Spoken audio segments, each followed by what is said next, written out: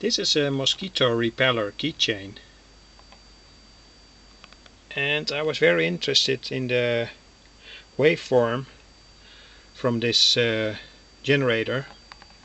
I took it apart, and it consists of two transistors with a small capacitor, and this is the shape of the wave.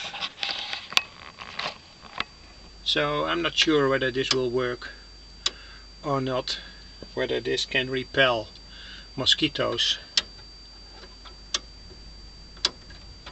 I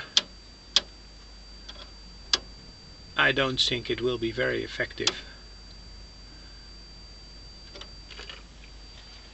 And here you can see that it's made from two transistors and a small capacitor.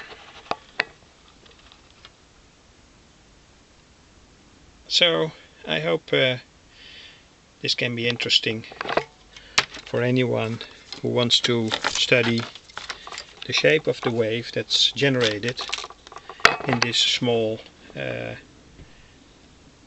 mosquito repeller.